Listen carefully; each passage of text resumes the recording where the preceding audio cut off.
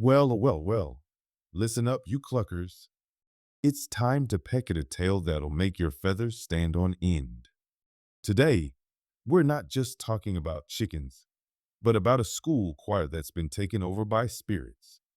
So, buckle up your barn doors and get ready for a story that'll have you screaming with fright. In the quaint town of Meadowgrove, nestled between rolling hills and a whispering forest, stood St. Margaret's Preparatory School. Renowned for its academic excellence and a choir that could make angels weep, the school was a beacon of culture and tradition. However, beneath the surface, a dark secret festered, one that the new choir director, Mr. Silas Blackwood, was about to uncover.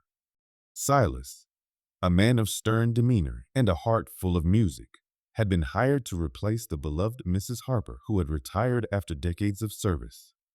From the moment he stepped into the choir room, Silas felt an eerie chill. The air was thick with an almost palpable sense of unease, and the portraits of former students seemed to follow him with their painted eyes. The choir members, a mix of eager freshmen and seasoned seniors, welcomed Silas with a mixture of curiosity and apprehension. They were a talented bunch, their voices blending in a harmony that was almost magical. Yet, Silas couldn't shake the feeling that something was amiss. During rehearsals, he noticed strange occurrences, shadowy figures darting across the room, whispers in the air, and an inexplicable cold that seemed to emanate from the old piano in the corner. One evening, as Silas was preparing to leave, he heard a faint melody coming from the choir room. Drawn by the haunting tune, he entered to find the room empty, yet the music played on. As he approached the piano, he felt a sudden, overwhelming presence. The room spun, and he found himself in a vision, witnessing a horrific scene from the past. The vision revealed a tragic accident from decades ago. A group of students, practicing late one night, had been caught in a fire that engulfed the school.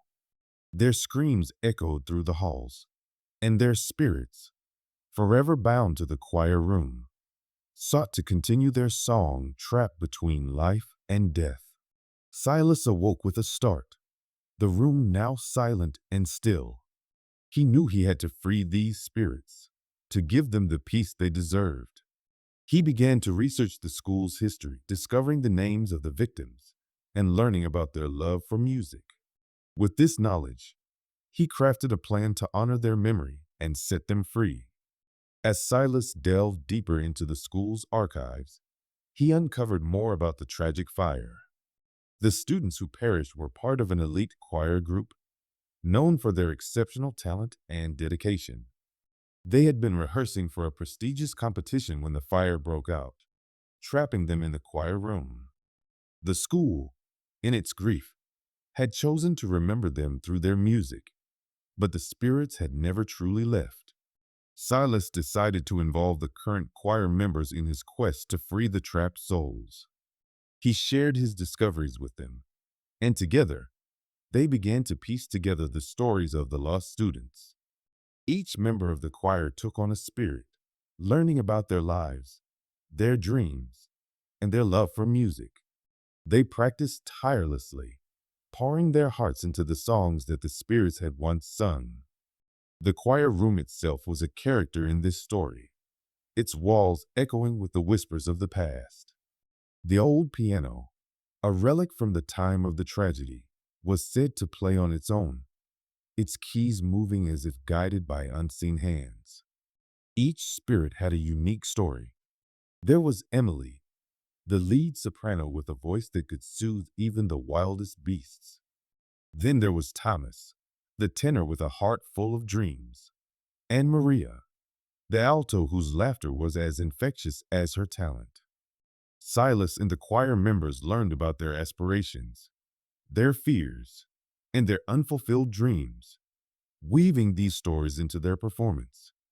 The night of the performance, the choir room was filled with a palpable energy.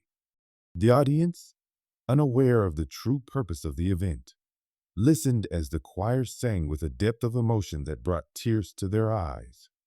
As the final notes of the last song faded, a soft, ethereal light filled the room.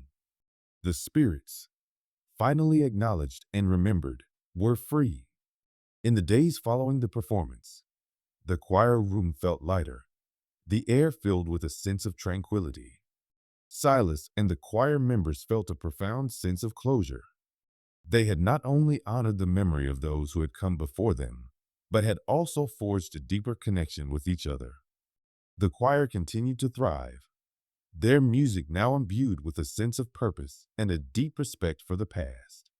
Silas, with his dedication and empathy, had not only saved the choir from the clutches of the haunted past, but had also ensured that its future would be one of harmony and unity. The spirits of St. Margaret's, forever grateful, watched over the choir, their song now a part of the school's legacy. Silas ensured that the memory of the spirits was kept alive. He established an annual event, the Harmony of the Past, where the choir would perform the songs of the spirits, honoring their memory and keeping their legacy alive for future generations. The special performance was a carefully crafted tribute, including songs that the spirits had loved, as well as original compositions inspired by their stories. The choir sang with a raw, emotional intensity, their voices carrying the weight of the past and the hope of the future. In the aftermath, the choir room felt different. The air was lighter, and the shadows seemed to have lifted. The spirits, finally at peace, had moved on, but their presence was still felt, a gentle reminder of their enduring legacy. The choir's music, now infused with the echoes of the past, resonated with a depth and beauty that touched the hearts of all who listened. And there you have it, my fine feathered friends. A tale of music, mystery, and the spirits who just couldn't quit the chorus. So, the next time you hear a ghostly tune, remember the choir of St. Margaret's and the power of harmony. Until next time, keep your beaks sharp